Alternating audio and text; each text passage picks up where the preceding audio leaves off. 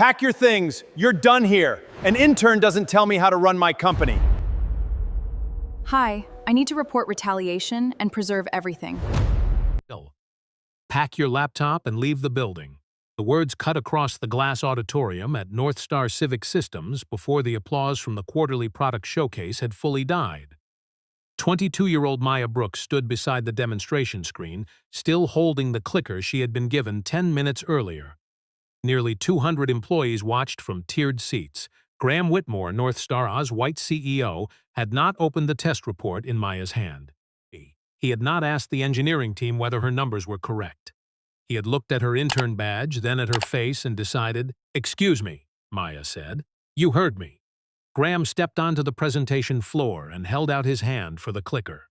"Your internship is terminated, effective immediately." A few people shifted in their seats. Nobody laughed. That made the humiliation worse. Maya lowered the clicker but kept the report. 5 minutes earlier, she had been scheduled to give a routine 3-slide update on Northstar's new Sentinel platform, software designed to help municipal agencies prioritize emergency infrastructure inspections. Her assignment had been dull on paper. Compare the latest demonstration build against the validation dataset and flag discrepancies before Friday's board review. She had found one, then another. By Tuesday night, she had found 37.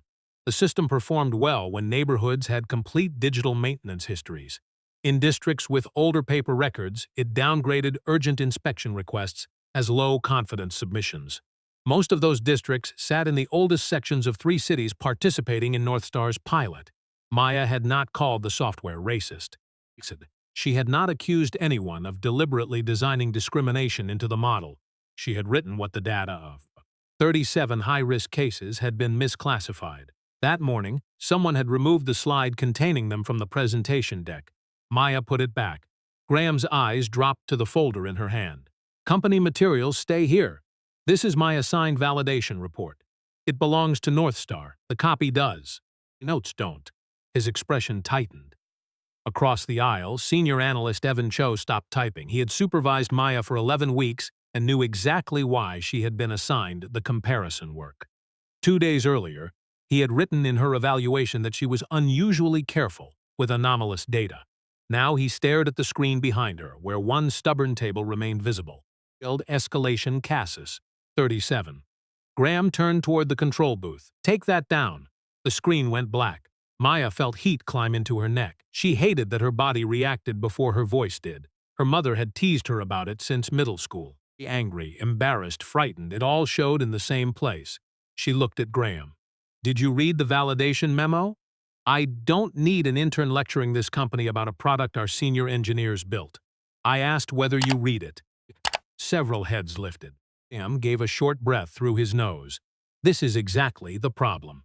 You were brought here to learn, Maya. Somewhere along the way, you confused access with authority." Evan flinched. Maya heard something else in the sentence. So did Priya Nanduri, Northstar's product counsel, seated 3 rows from the front.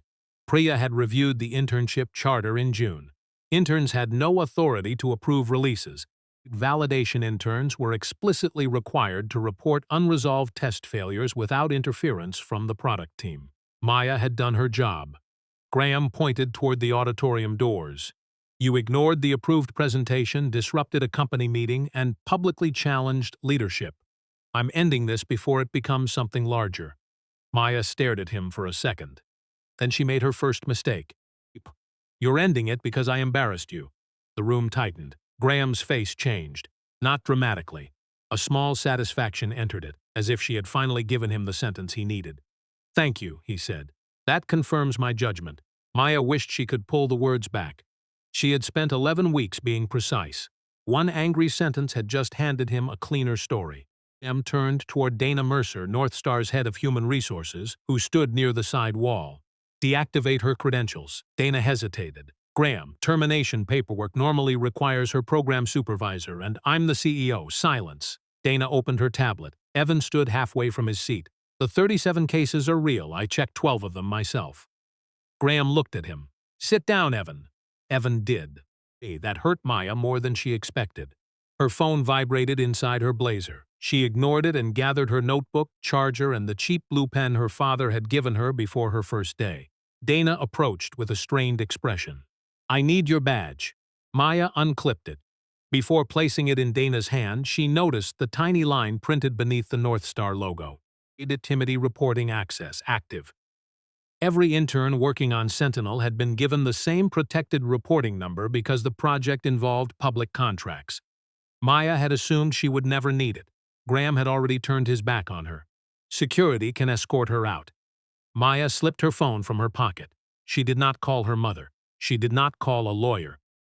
She dialed the number printed on the back of the badge. Maya expected a recorded menu. Instead, a woman answered after the second ring. Northstar Protected Reporting Line. "This is Leah Grant. Are you calling about an immediate safety, compliance, or retaliation concern?" Maya looked through the auditorium doors. 2 security officers were walking toward her. "Yes," she said. "Retaliation. Possibly suppression of validation findings tied to Sentinel." The sentence felt too large coming out of her mouth. Leah's tone changed. "Your name?" "Maya Brooks, Validation Intern, Public Systems Division. Employee ID?" Maya read the number from her badge while Dana Mercer waited 3 feet away with one hand extended.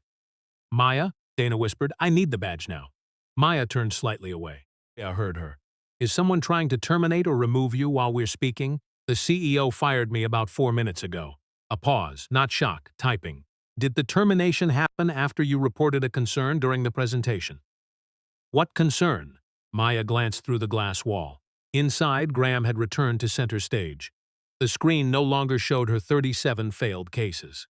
A new slide had appeared. "Sent pilot ready." Her stomach tightened. "I found 37 inspection cases the current build downgraded incorrectly. They disappeared from the approved presentation this morning. I restored the slide. Mr. Whitmore fired me in front of the company after I presented it." "Do you have the original test data?" "Yes." "Where?" "Northstar's validation repository." "Anything outside the system?" Maya hesitated. Her handwritten notebook contained case identifiers and testing notes, but no protected resident information. Evan had warned the interns never to export datasets onto personal devices. "I have handwritten case numbers and observations." "No. Don't send anything anywhere." "Good." One of the security officers reached them. He was a middle-aged man Maya recognized from the lobby. Luis Ortega had once helped her find a conference room when she was late for orientation. Today he looked uncomfortable. "Ms. Brooks," he said, "we've been instructed to escort you to your desk, let you collect personal belongings, then take you downstairs." Leah heard that too. "Put me on speaker." Maya did. Dana's eyebrows rose. Leah spoke clearly. "This is Leah Grant with Northstar's third-party ethics and compliance reporting service. A protected retaliation complaint has been opened under reference number NCS 48-SWAN. I am issuing a preservation notice request to Northstar Legal and the Audit Committee Administrator." Dana's hand slowly dropped. Luis looked at her. "What does that mean?" he asked. "It means," Leah said, "Ms. Brooks should not destroy, alter, remove, or surrender any materials beyond normal company property procedures. Northstar should preserve relevant records, including presentation versions, access logs, messages, termination instructions, and Sentinel validation materials." Maya's pulse jumped. For the first time that morning, something had changed. "Your employment." "Not yet." "The record," Leah continued. "Ms. Brooks, this call does not reverse your termination. I cannot order Northstar to reinstate you. I can document the complaint and activate the reporting procedures specified under Northstar's compliance program." That distinction steadied Maya. No miracle, no rescue. A process. Dana rubbed her forehead. "Leah, this is Dana Mercer, Chief People Officer. I wasn't consulted before the termination." "Then document that." Dana went still. Inside the auditorium, Graham noticed the cluster outside the doors. He stopped talking. Even through the glass, Maya saw irritation cross his face. He handed the microphone to someone else and walked toward them. The doors opened. "What is taking so long?" Dana turned. Maya filed a protected compliance report. Graham looked at Maya's phone, then at Maya. Something almost amused passed over his face. "You called the hotline?" Maya said nothing. Graham gave a small shake of his head. "Of course you did." Leah's voice came from the speaker. "Mr. Whitmore, if you are the subject of the complaint, I recommend you avoid discussing the substance directly with the reporter until counsel or the audit committee determines next steps." Graham stared at the phone. Who is this? Leah identified herself again. His expression flattened. Then he looked at Dana. Take her badge. Escort her out. We'll deal with the paperwork later. Dana did not move. Graham, we have a retaliation flag now. I fired her before the call. That may not matter. It matters to me. Priya Nanduri had followed him into the hall. She stopped when she heard that sentence. Graham, Priya said, don't say anything else. He turned toward her. I'm running my company, and I'm telling you as company counsel to stop. The hallway went silent. Maya had never heard anyone speak to Graham that way. Neither, judging by his face, had Graham. He stepped closer to Priya. This intern disregarded an approved presentation and accused our product team of releasing defective software. No, Maya said. Priya looked at her. Maya swallowed. This time she chose her words carefully. I reported test failures. I never said anyone knowingly released defective software. Priya held her gaze for a moment. Do you have documentation showing the slide was removed? I created the deck Monday night. Yesterday my slide was there. This morning it wasn't. That proves a change, Graham said. More. Maya hated that he was right. She did not know who had removed it, she only knew it had disappeared. Priya nodded slightly. Correct, so we find out who changed it. Graham's jaw tightened. From inside the auditorium, chairs-scraped employees had begun leaving. Evan appeared at the doorway. He looked at Maya, then at Graham. His face had gone pale. You know who removed the slide? Graham turned. Evan swallowed. I did. Maya stared at him. For several seconds, the hallway seemed to lose all sound. Evan had reviewed her work. Evan had defended the numbers. Evan had been the person she trusted most at Northstar. You? Maya said. His eyes dropped. Yesterday afternoon. Graham exhaled as though the problem had just solved itself. There. An analyst made an editorial decision. End of story. Evan shook his head. No. He reached into his pocket and pulled out his phone. You told me to remove it. Graham stopped moving. Evan's hand trembled. I still have the message. Evan's phone looked small in his hand. Graham looked at it as if size might make it harmless. Show me. Evan did not move. Priya stepped between them. Don't. Graham stared at her. Excuse me? If that message relates to the complaint, nobody deletes it, edits it, forwards it around that building, or starts arguing about what it means in a hallway. Evan's thumb hovered over the screen. I already took screenshots. Priya closed her eyes for half a second. Where did you save them? My Northstar account. Anywhere else? Evan hesitated. Maya knew the answer before he spoke. I sent one to myself last night. Priya's expression hardened. Personal email? Yes. That was a bad decision, Evan nodded. I know. Graham seized on it, so he violated data policy. The screenshot only shows our conversation, Evan said quickly. No client information. Sentinel data. It shows internal communications. I was scared you'd delete it. Graham stepped forward. Careful. Evan's face changed. Maya had seen him nervous before. During code reviews. During a presentation when the projector died. Once when he spilled coffee across the desk of Northstar's chief operating officer. This was different. He looked afraid of a person. Luis Ortega noticed too. The security officer shifted his stance, no longer facing Maya as if she were the one who might cause trouble. Priya held out her hand. Evan, do not give me the phone. Keep it with you. I'm contacting Forensic IT and the Audit Committee. Graham laughed once. For a slide, Priya turned toward him. For a termination that happened minutes after a protected validation concern was raised in front of 200 employees. That is your interpretation. No. That is the timeline. Maya felt the words settle into place. Timeline, not accusation, not motive. Something harder to argue with. Graham looked through the glass doors. Employees had stopped pretending they were leaving. Small groups lingered near the auditorium entrance, speaking in low voices. People from engineering, sales, legal operations, human resources.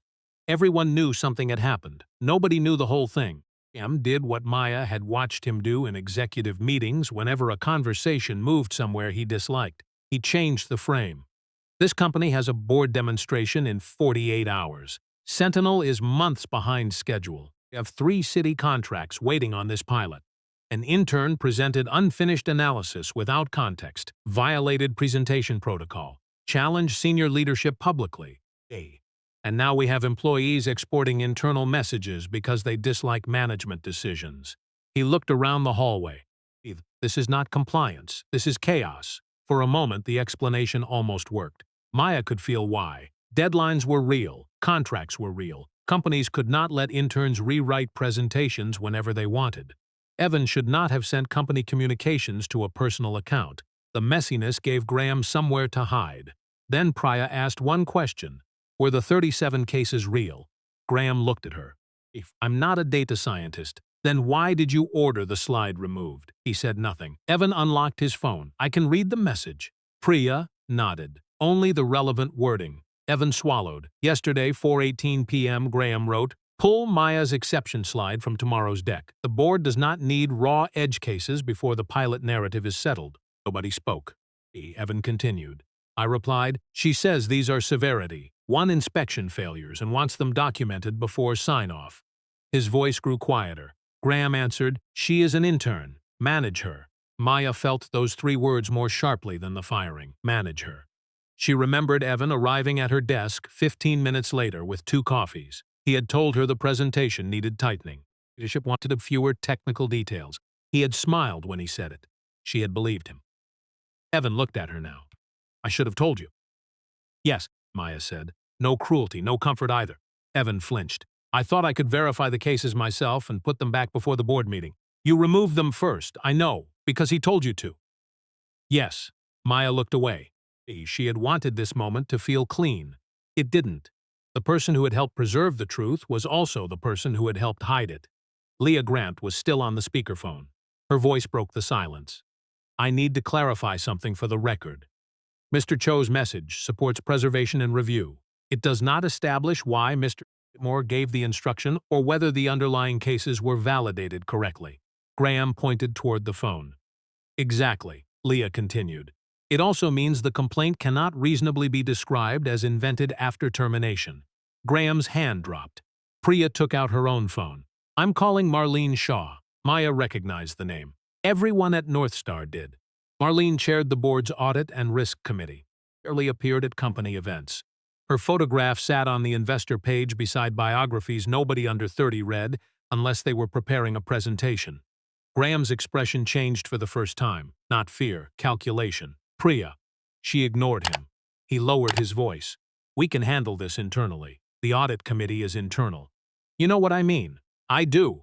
That answer stopped him. He walked several steps away and made the call. Dana finally took Maya's badge, then looked at Luis.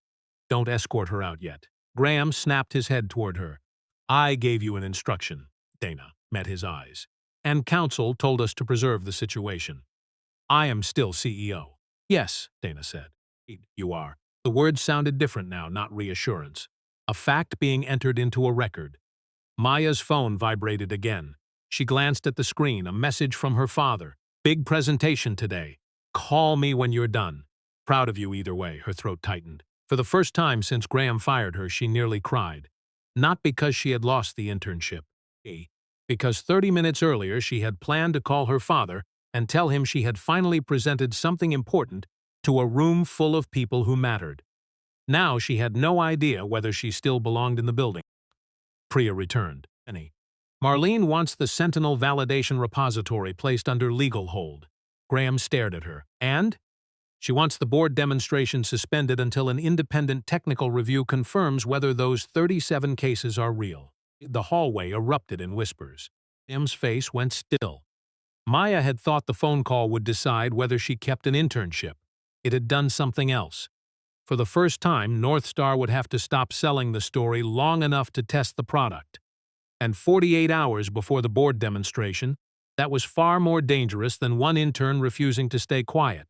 By noon, the story inside Northstar had already split into 2 versions. In one, Maya Brooks was the intern who had caught a serious product failure and been fired for saying so. In the other, she was a junior employee who had bypassed procedure, embarrassed the CEO, and triggered a board-level shutdown over incomplete testing. Maya hated both versions. Neither sounded like her. She sat in a small conference room on the 6th floor with her notebook closed in front of her. A mercer had moved her there while legal sorted out whether she was still technically terminated, suspended, or something nobody had a form for. Her badge no longer worked. Her laptop had been collected by forensic IT. Her access to email was frozen. She had become a witness inside the company where she had worked that morning. Evan sat across from her. Neither had spoken for several minutes. He finally broke the silence. Sorry. Maya looked at him. For which part? His mouth tightened. Fair. She waited. Evan rubbed both hands over his face. When Graham told me to pull the slide, I thought he meant for the showcase, not the board packet. You knew why I wanted it there. Yes, you knew those cases were serious. I knew they might be. Maya leaned back. It's different. I know. No, you keep saying that after everything. Evan looked down. The anger Maya had kept contained all morning finally found somewhere safer to go. You sat beside me yesterday while I checked those addresses again. You watched me compare the inspection records. You told me I was doing exactly what validation was supposed to do. I meant it. Then you removed the slide. His eyes lifted. I have a mortgage, Maya. The answer surprised her enough to quiet her. Evan stared at the table. My wife is 7 months pregnant. Graham approved my promotion track last month. I told myself removing one slide for one internal presentation wasn't the same as hiding the results. Maya said nothing. I thought I'd finish checking them before Friday, he continued.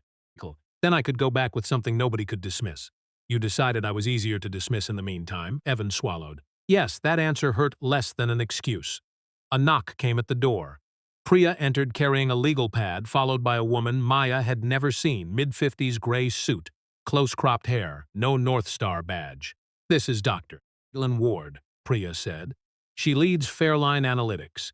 The audit committee retained her firm for an independent review. Maya blinked. That fast?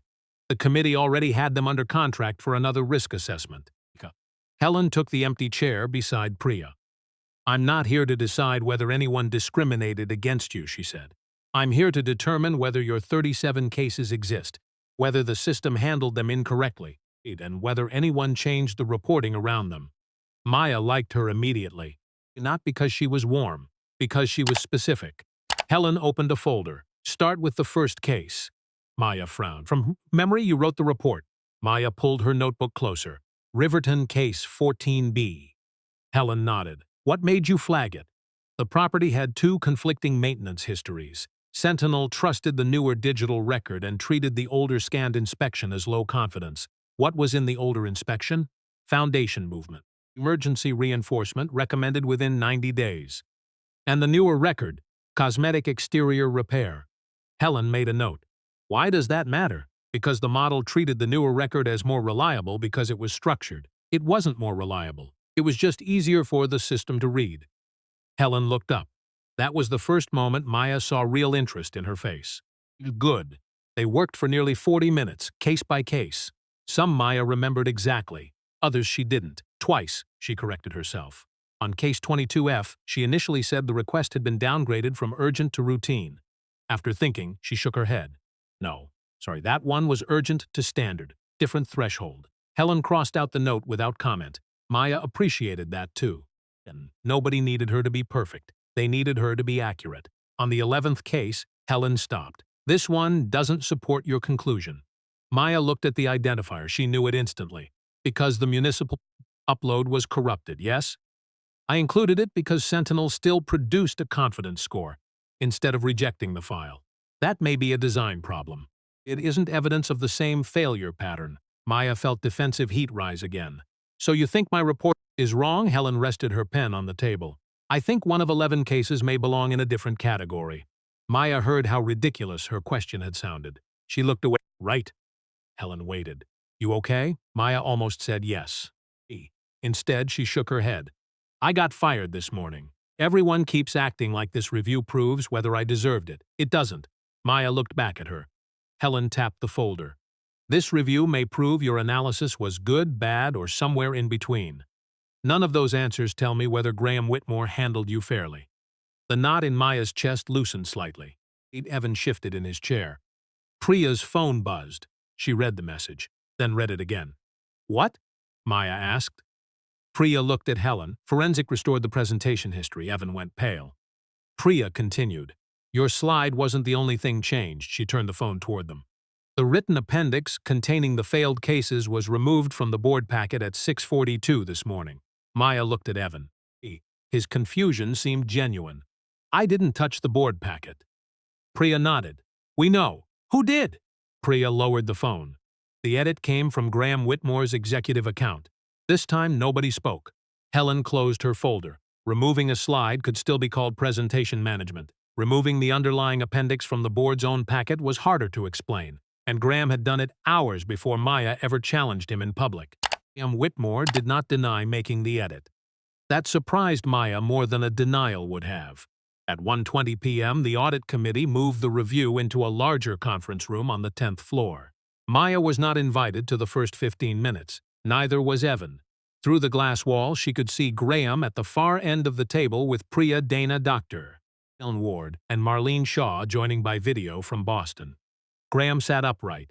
No loosened tie, no panic. He looked like a man preparing to explain why everybody else had misunderstood a reasonable decision. When Maya was finally called in, Graham barely glanced at her.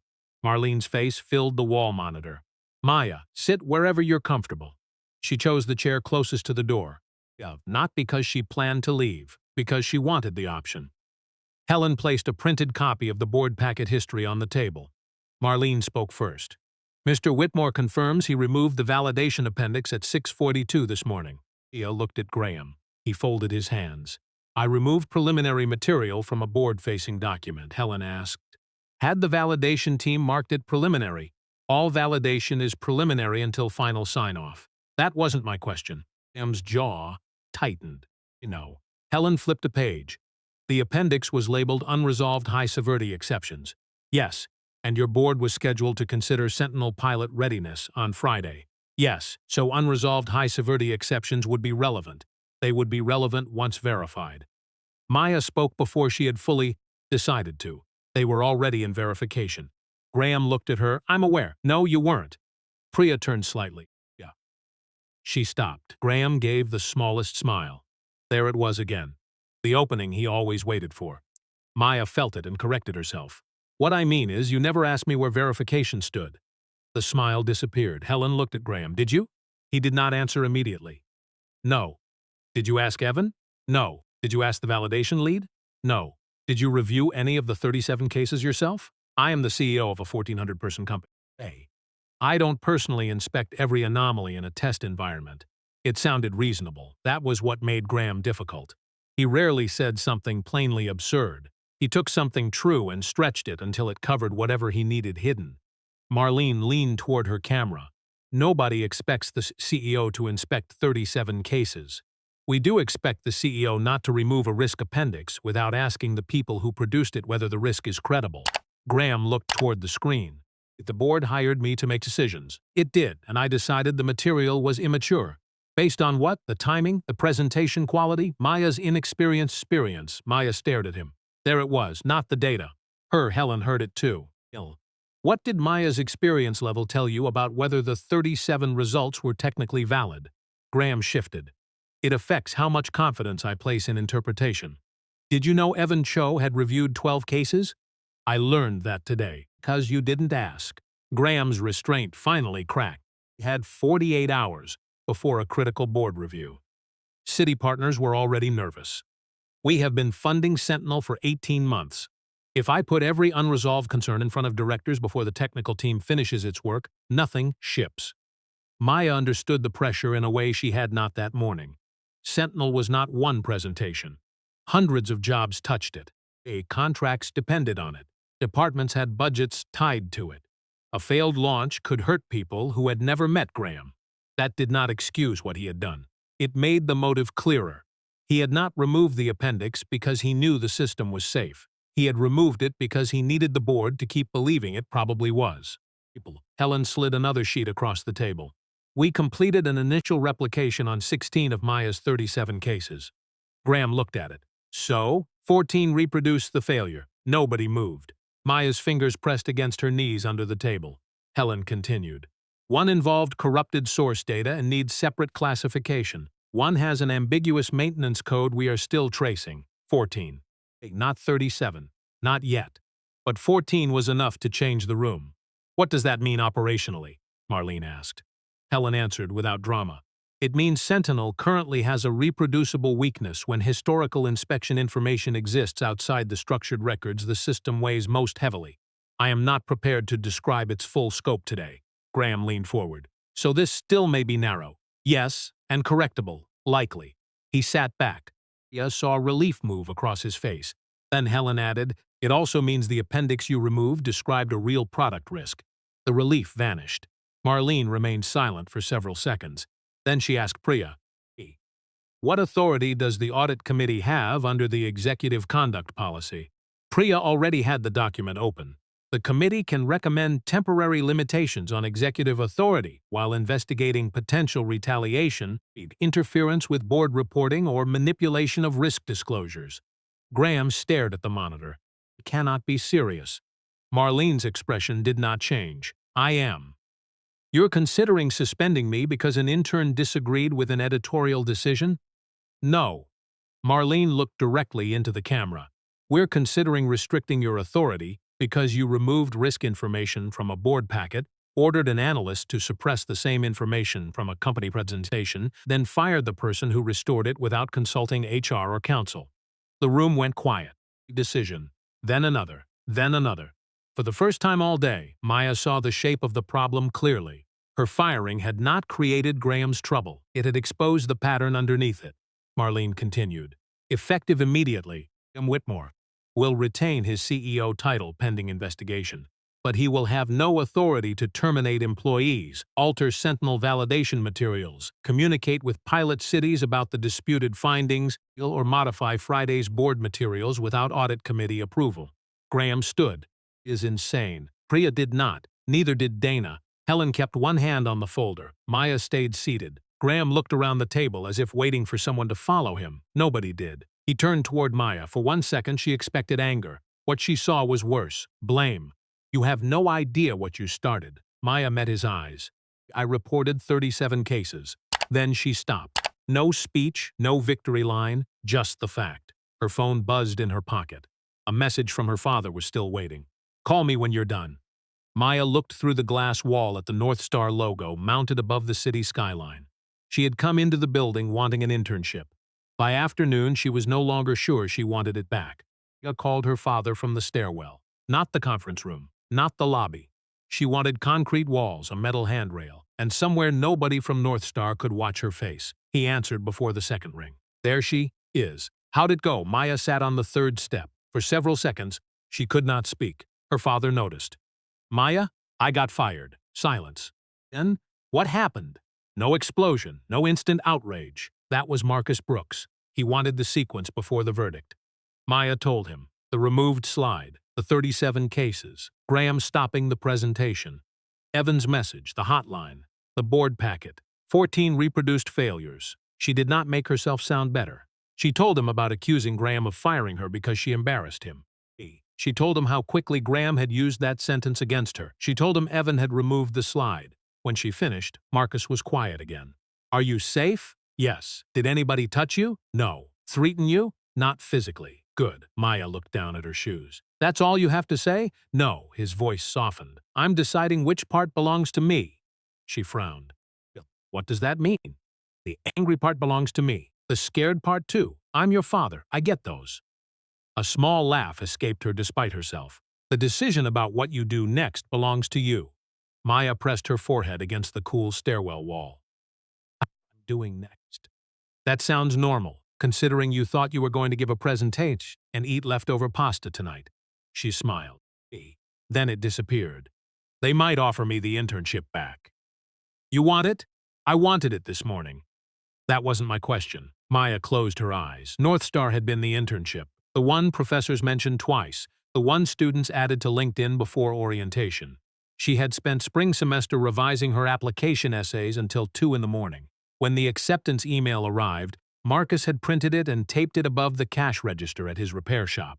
For 11 weeks, she had imagined leaving with a recommendation, maybe a return offer. Now the thought of walking back to the same desk made her stomach tighten. "I don't know, then don't answer today."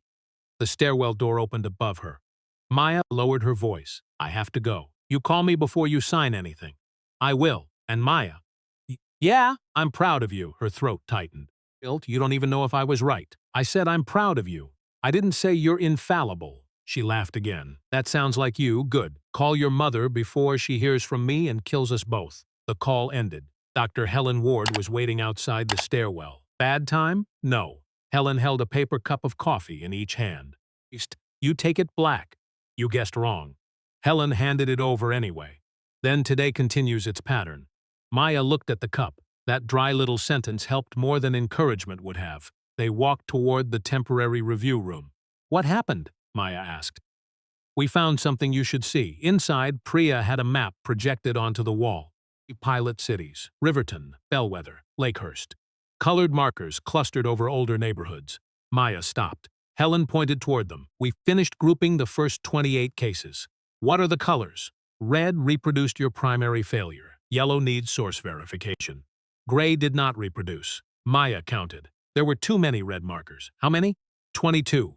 Maya stared at the map. The pattern was no longer scattered.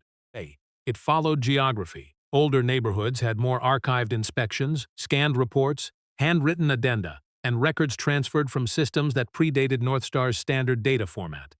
Sentinel trusted what it could parse cleanly. Clean data looked reliable. Messy history looked weak. Helen switched the screen. A technical log appeared. We also traced the behavior to a waiting rule introduced 6 weeks ago. Maya leaned closer. Structured source confidence boost. Helen nodded. It increased model stability during testing and buried older records in some cases. Who approved it? Helen did not answer. Priya did. Daniel Reed. Maya knew the name. Northstar's chief product officer. Sentinel was his division, Graham's closest executive ally. Priya continued. The change went through normal technical approval. On paper, there's nothing improper about it. Then, what's the problem? Helen clicked to another page. 3 weeks ago, the quality team flagged a rise in unexplained downgrades after the change. Maya looked at the date. It was before she had found her 37 cases. What happened to the flag? Helen's expression hardened. It was closed. Why? Priya slid a printed note across the table. Maya read it. Variance attributable to legacy municipal data quality. No release blocker. Approved by Daniel Reed. Maya looked up. So they knew. Helen shook her head. Careful. The correction stung. But Maya understood it. They knew there was a variance, Helen said. We do not yet know whether they understood what caused it, how serious it was, or which neighborhoods it affected. Maya read the note again. This was not the proof she wanted. It was something more dangerous. A question with a date attached. Priya's phone rang. She checked the caller, Marlene. She answered and listened. Her face changed. What happened? Another pause. Then Priya looked toward Maya. The audit committee just reviewed executive communications from this morning. Maya waited. Priya set the phone down. Graham didn't act alone. At 6:31 a.m., 11 minutes before Graham removed Maya's appendix, Daniel Reed had sent him a message.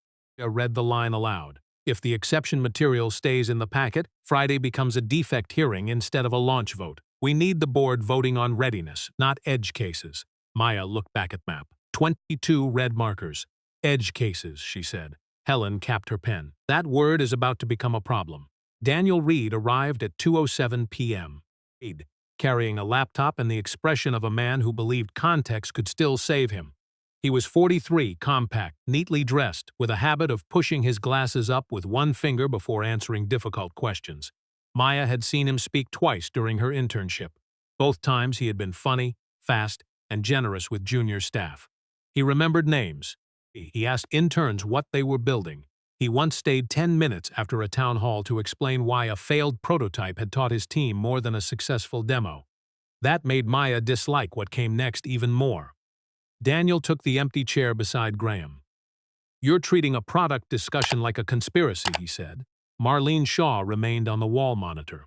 No one used that word. Daniel opened his laptop. Then let's stop talking like we discovered fraud. Helen Ward folded her arms. Explain the message. Daniel looked at the printout.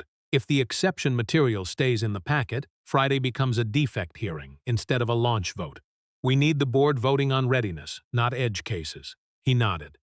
I wrote it. Why? Because that's how board meetings work. Maya looked at him. Daniel noticed. You disagree? I'm listening. He leaned back. We had hundreds of successful test cases and a small number of failures involving degraded municipal records. The validation team had not established scope. The product team had not finished root cause analysis. If we dumped unresolved anomalies into a board packet without context, directors would spend 3 hours debating unfinished work instead of deciding whether to continue the pilot. Helen asked, continue the pilot where? 3 cities. With live prioritization? Advisory prioritization. Would municipal staff see Sentinel's risk ranking? Yes. Would that ranking affect which inspections got attention first? Daniel paused. It could influence workflow. Maya felt the room tighten around that phrase. Influence workflow. Not decide. Not order. Influence. A softer word for something that could still matter when a roof sagged, a retaining wall cracked, or an inspector had 12 sites in time for 6. Helen pushed a folder toward him. 22 of the first 28 cases reproduced Maya's finding. Daniel did not open it. I've seen the summary. Then you know they cluster in areas with older records. I know they cluster around poor data quality. Maya spoke. These aren't the same thing. Daniel looked at her. They may be. No. Priya glanced toward Maya, but this time did not stop her. Maya continued. Bad data means the information is wrong. A lot of these records aren't wrong. They're old, scanned, handwritten, stored differently. Daniel's face stayed neutral. That still creates a data quality problem for the system. For the system, yes, not necessarily for the city. He pushed his glasses up. Exactly are you arguing? Maya looked toward the map. Sentinel was built to help cities understand their records. If the product becomes less reliable in neighborhoods where records are harder for Sentinel to read, then calling those neighborhoods a data quality problem hides whose limitation it is. Nobody spoke for a moment. Daniel's expression changed. Not much. The friendly executive Maya remembered disappeared. An intern. The sentence came out flatter than Graham's had. Maya felt the old heat in her neck. Helen spoke before she could answer, and she is correct about the distinction. Daniel turned toward her. Helen tapped the table. We reviewed sampled source documents manually. In several reproduced failures, the underlying historical information was usable by a trained reviewer. Sentinel discounted it because of source format and extraction confidence. Daniel finally opened the folder. How many? Enough to stop pretending format equals unreliability. He scanned the page. Stop pretending? Helen did not blink. That is my technical conclusion. Graham shifted beside him. Daniel told them about the mitigation layer. For the first time, Daniel hesitated. Maya noticed. So did Marlene. That mitigation layer, she asked. Daniel closed the folder. We had a planned secondary review rule for confidence files. Planned? Helen asked. It wasn't enabled in the current demonstration build. Why not? Performance. Helen waited. Daniel exhaled. It slowed processing. How much? Depending on archive size, 30 to 40%. And the pilot deadline was already slipping. Marlene leaned closer to her camera. When was the mitigation removed? Daniel corrected her. Deferred. When? 6 weeks ago. The same week as the confidence weighting change. Maya understood before anyone said it. The system had become faster by trusting structured records more heavily.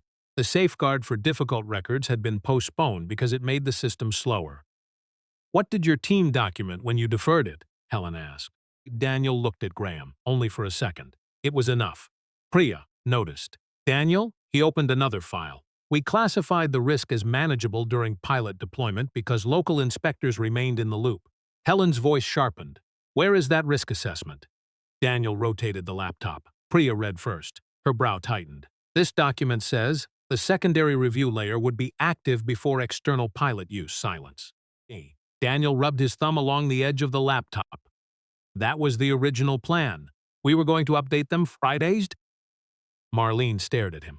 In the packet Graham edited. Daniel said nothing. Priya looked through the audit trail on her own screen. No. She scrolled. The mitigation status was removed from the implementation appendix yesterday. Graham leaned forward.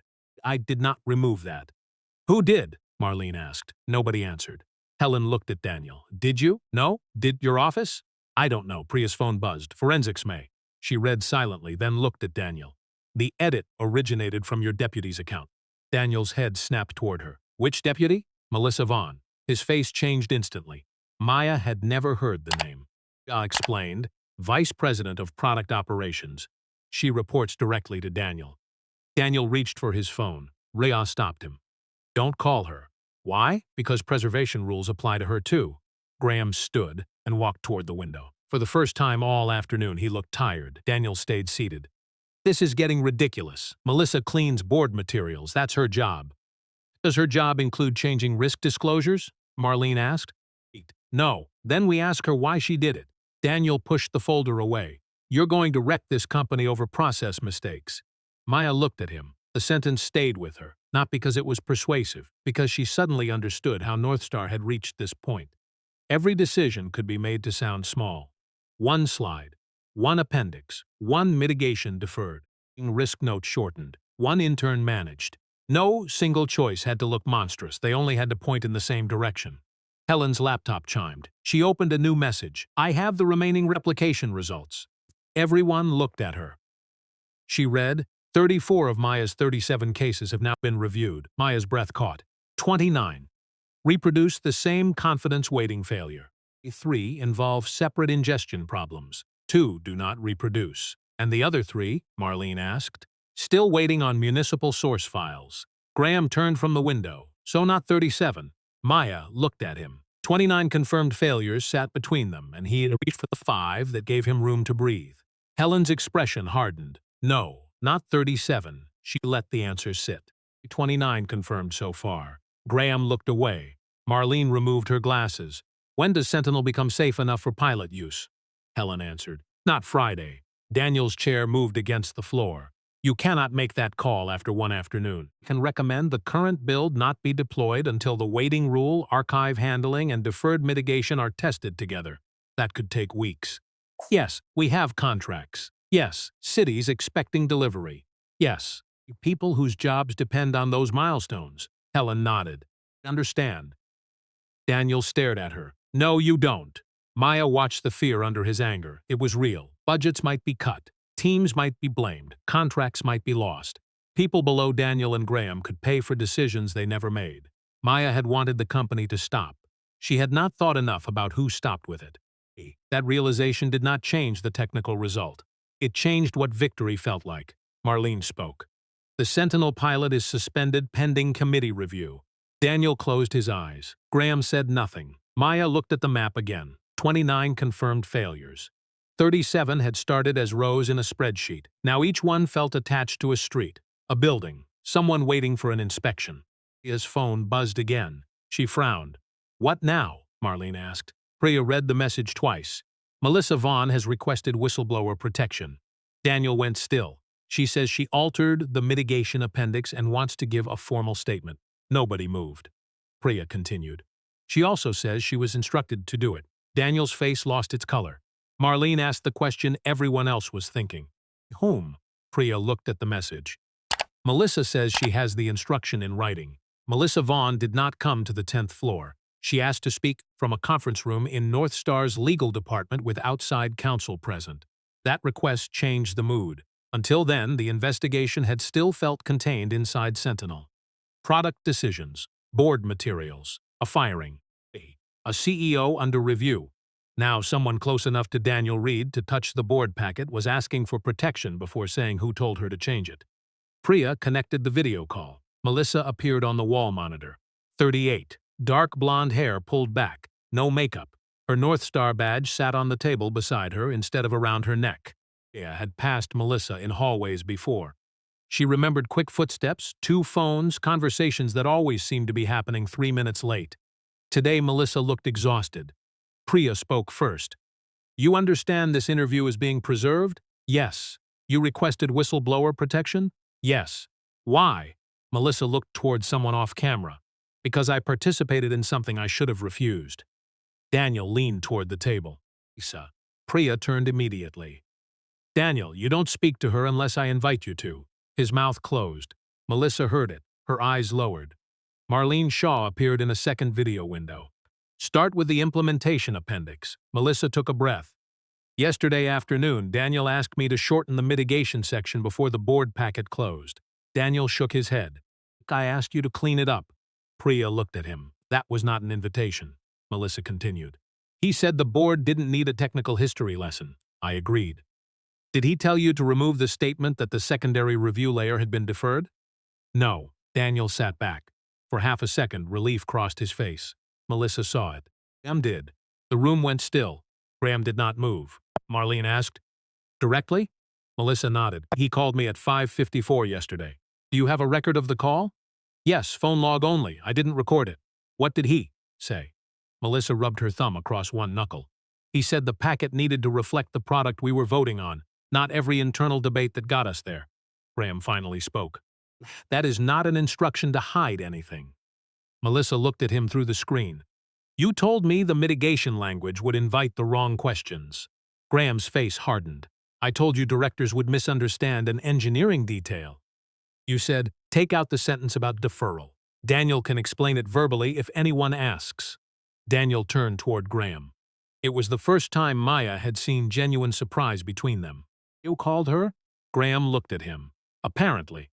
Daniel stared at him. You told me you hadn't touched that section. I didn't. She did. Melissa flinched. Maya felt something cold move through her. Graham had just admitted the mechanism without admitting responsibility. He had not changed the document. He had told someone else what to remove. Priya wrote something on her pad. Jane asked, why did you comply? Melissa's eyes filled, but her voice stayed steady. Because Graham was CEO. No one interrupted. And because Daniel had already told me we need Ed Friday's vote. Daniel looked away. Melissa continued. I thought the mitigation would be restored later. I thought if anyone asked, Daniel would explain it. I told myself we weren't lying because the full information still existed somewhere. Maya remembered Evan saying almost the same thing. In slide. One internal message, one section removed because the full truth existed somewhere else. Melissa looked directly at Maya for the first time. I saw what happened this morning. Maya said nothing. I was in the auditorium. That surprised her. Melissa swallowed. When Graham fired you, I knew exactly what I had taken out of the packet. Why didn't you say anything? The question came out harder than Maya intended. Melissa accepted it. I was afraid, Maya almost answered, then stopped. Evan had been afraid. Melissa had been afraid. Maya had been afraid too. Fear did not make their choices equal, but it made them understandable. Marlene shifted the discussion. Do you have anything in writing from Graham? No, not about the mitigation paragraph, Priya frowned. Your protection request said you had the instruction in writing. Melissa nodded. Well, not that instruction. She reached for a document beside her. This one came this morning. The room tightened again. What is it? Priya asked. An email Graham sent me at 7:03. That was 21 minutes after he removed Maya's validation appendix. Melissa read from the screen. Make sure Friday materials stay focused on launch readiness. Maya Brooks has been pushing unverified exception claims and may try to escalate outside the team. Do not let junior validation noise reset 18 months of work. Maya stopped breathing for a second. Before the presentation, before she restored the slide, before she challenged him, before Graham stood in front of everyone and claimed he fired her because she disrupted the meeting. Priya asked, can forensics authenticate that email? They already have. Graham's chair scraped against the floor. This is absurd. I was warning product operations about a difficult employee. Dana Mercer spoke for the first time in nearly 20 minutes. She wasn't a difficult employee. Graham looked at her. Dana opened a file. I pulled Maya's internship record, 11 weekly evaluations. 10 marked exceeds expectations, 1 marked meets expectations. She turned a page, no disciplinary warnings, no conduct complaints. Attendance issues. Another page. Her supervisor recommended her for a return offer last Friday. Maya looked at Evan. He nodded once. She had not known. Dana closed the file. So if we're going to describe Maya as a difficult employee, we need to explain when she became one. Nobody answered. Dana looked toward the clock on the wall. My best estimate is somewhere between identifying a product risk and refusing to remove it. Graham stared at her. The sentence was not dramatic. That made it devastating. Marlene removed her glasses. We have enough for an emergency board session. Graham shook his head. You do not have enough to remove a sitting CEO. No, Marlene said. Not yet.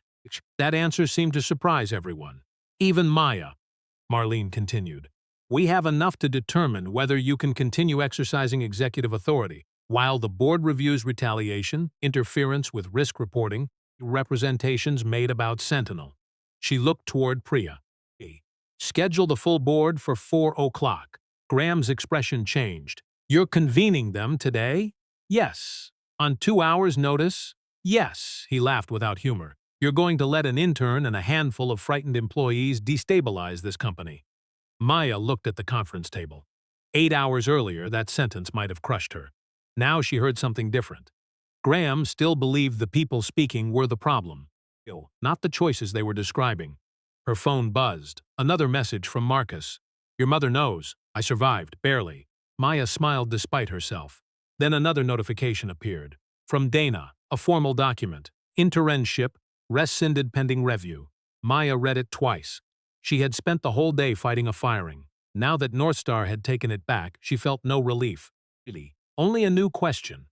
If the company asked her to stay, did she still want to? At 4:03 p.m., Northstar's board convened without Maya. That surprised her. A day built around her complaint had finally reached the room where the largest decision would be made, and she was not allowed inside. Priya explained why. You're a witness, not a board member. Maya stood outside the executive conference suite, holding a paper cup she had forgotten to drink from. Wait? You wait. For how long? Priya checked the closed doors. As long as they need. Maya hated that answer. For most of the day, movement had protected her. Questions, interviews, logs, technical reviews. Each new fact gave her something to do. Waiting gave her time to think. Evan sat 20 feet away, elbows on his knees. Melissa remained downstairs with outside counsel. Ellen had joined the board to explain the technical findings. Daniel and Graham were both inside. Dana had gone in with Maya's employment file. Luis Ortega stood near the elevators, no longer there to escort anyone. Security had been asked to keep the executive floor private while the board met. At 4:41, the door opened. Daniel Reed came out first. Now look at Maya. His glasses were in one hand. His eyes were red. Priya followed him into the hall. What happened? Maya asked. Priya did not answer immediately. Daniel stopped near the elevators, then he turned. Maya. She waited. He looked older than he had 3 hours earlier. I owe you an apology. Maya had imagined hearing those words from someone at Northstar. In her imagination, they felt better. For what? Daniel rubbed the bridge of his nose. For calling the failures edge cases before I understood the pattern. Maya nodded. And, his eyes lifted, for letting schedule pressure change what I was willing to question. Better. Still incomplete. And, Daniel's mouth tightened. Evan looked up from across the hall. Daniel knew what Maya was asking. Reminding you that you were an intern when your work became inconvenient. Maya held his gaze. That one? He nodded. I'm sorry, she believed he meant it.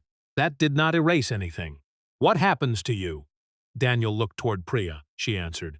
He's been placed on administrative leave pending the full investigation. Daniel gave a tired half-laugh. There's the corporate wording. No one smiled. The elevator arrived. Before entering, Daniel looked back at Maya.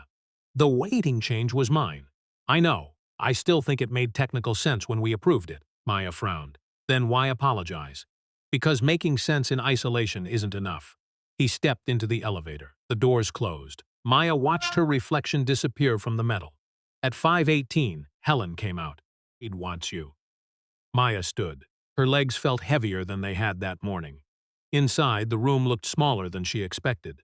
12 board members sat around a long walnut table. Some joined remotely on screens mounted along the wall.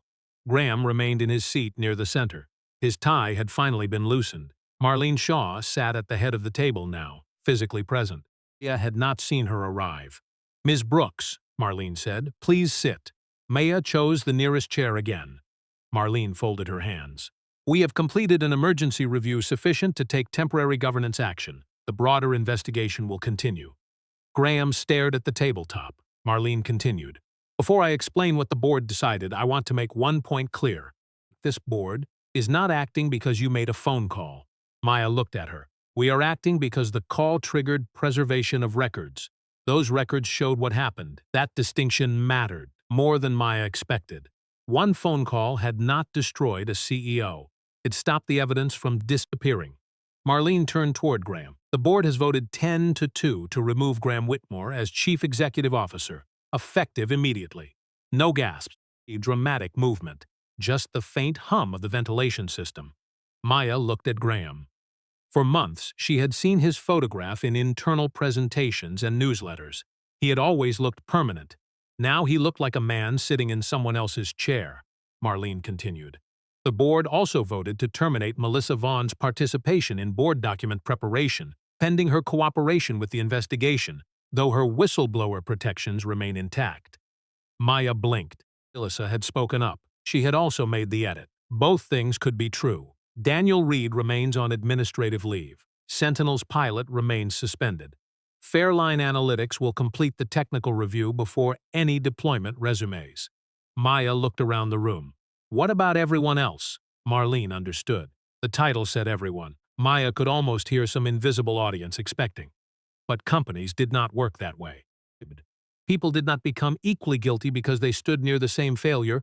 What do you mean? Marlene asked. Evan, Dana, the engineers, people who worked on Sentinel. They are not being fired. Maya nodded slowly. Good. Graham finally looked at her. You think this is good? Marlene started to intervene. Maya shook her head. I can answer. Graham leaned back. Hundreds of people will spend months cleaning up the damage from today. Contracts may collapse, city partners may walk, people may lose bonuses, promotions, maybe jobs. You'll leave here believing you protected everyone because your spreadsheet was right. Maya felt the accusation land. Some of it was unfair. Not all of it. She had thought about those workers only after Helen forced the deployment question into the room. Maya looked at Graham. I don't think I protected everyone. He seemed surprised. I think I found a problem. She paused, and then you made choices about what to do with it. Graham looked away first. Marlene slid a document toward Maya. Northstar is formally reinstating your internship with back pay for any lost hours, written confirmation that the termination was improper, and an independent supervisor for the remainder of the program. Maya stared at the paper. The thing she had wanted all morning sat inches from her hand. She did not touch it. Do I have to decide now? No. Good. Marlene nodded. There is one more matter.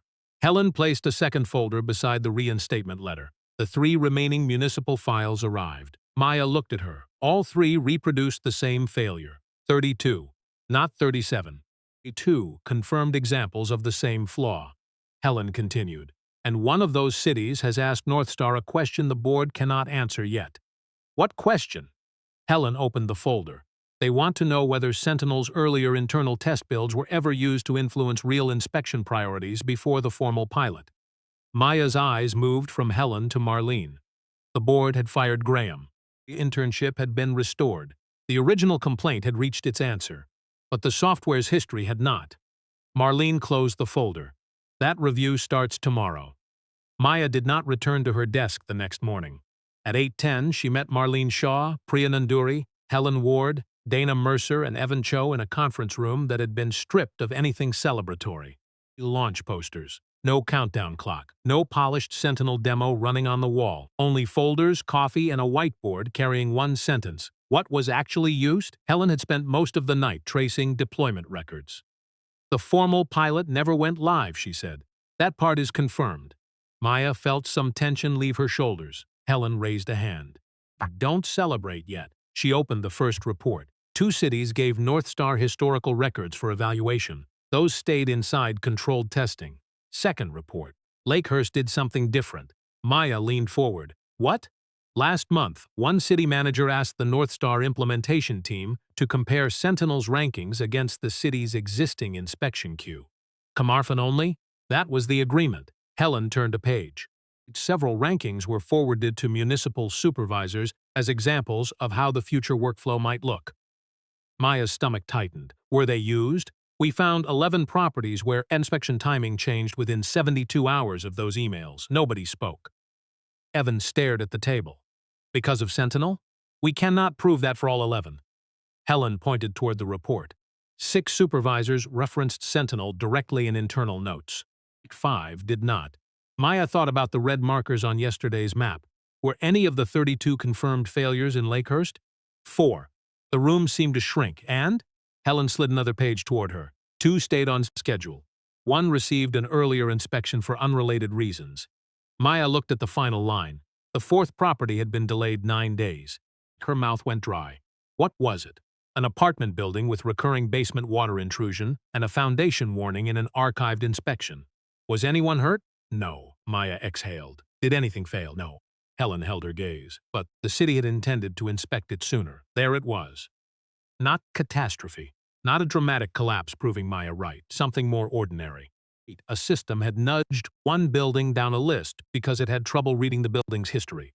9 days. That was enough. Marlene spoke. Lakehurst has been notified. The city is reviewing every inspection list by Sentinel output. What about the other cities? Same review. Even though we currently have no evidence their staff used rankings operationally. Maya nodded. And Sentinel? Suspended until Fairline certifies the revised system. How long? Helen shrugged. 6 Weeks, could be 6 months. Depends whether Northstar fixes the product or tries to fix the test. Maya almost smiled. Helen did, barely. Dana placed another document in front of Maya, her reinstatement letter. It had sat unsigned overnight. You still have the internship, Dana said. Different reporting line. No retaliation in references or future hiring decisions. The board approved an extension so you don't lose program credit because of the investigation. Maya looked at the signature line, then at Evan. He had not asked her to forgive him. She respected that. What happens to you? She asked. I stay, if they let me, Dana answered. Formal warning. Removed from supervisory duties for the rest of the cycle. Required cooperation with the investigation. Evan nodded. I deserve that. Maya looked at Priya. Melissa? Still employed while the investigation continues. She admitted altering board materials and provided evidence about the instruction. The board will decide discipline after the facts are complete. Graham? Termination final. Daniel? Priya paused. He resigned this morning. Maya absorbed that. The board had not fired everyone. Sir, that would have been easy. Easy Stories gave one punishment to a whole group and called it justice. Northstar had done something messier. It separated decisions. Graham had ordered information suppressed and retaliated against the person who restored it. Daniel had allowed schedule pressure to distort technical judgment. Melissa had removed material, then reported what happened. Evan had obeyed an improper instruction, preserved the message, and eventually spoke. And Dana and Priya had refused to carry Graham's authority further once they understood what was happening. Different choices, different consequences. Marlene slid Maya's internship letter closer. You don't owe Northstar a yes. Maya looked at the paper for a long time. Her father's question returned. Do you want it? Yesterday she had not known. Today she did. I'll come back. Evan looked up. It continued. But not to the Sentinel product team. Dana nodded. Where? Maya looked at Helen. The validation group. Helen raised an eyebrow. You realize I'm going to tell you when you're wrong. You already did. Repeatedly. I noticed. That earned a small laugh from the room. Maya signed. 2 weeks later, Sentinel's launch posters were gone. The company replaced them with temporary notices explaining that the pilot remained suspended during technical and governance review. Northstar also created a direct reporting path from validation teams to the audit committee for unresolved high-severity findings. No executive could remove those findings from board materials without leaving an auditable explanation. The Lakehurst building, delayed 9 days, received a new inspection. Engineers found no immediate structural emergency, but the city ordered drainage repairs and quarterly monitoring. Nothing collapsed. Nobody became a headline. A bad outcome had been caught before it needed tragedy to prove it mattered. On the final Friday of Maya's internship, she stood outside Northstar holding the same blue pen her father had given her. Her phone rang. Marcus. So, he said, you survived corporate America? Barely. Coming home in a minute. She looked back through the glass doors. Evan was upstairs rebuilding validation procedures. Melissa was still cooperating with investigators. Graham's name had already disappeared from the lobby directory. Sentinel remained offline. Maya had learned something she had not understood when she dialed the hotline. The call had never been the power. The records were. The witnesses were. The people willing to change their minds were. And so was the choice to keep speaking after the room finally started listening. Her phone buzzed with an email from Helen. Maya opened it. A city not involved in Sentinel wanted Fairline to review a completely different public safety system after reading Northstar's corrective report. Helen had written only one sentence beneath the request. Interested in seeing how another system fails? Maya smiled, put the phone in her pocket, and walked toward her father's truck. This time, she already knew her answer.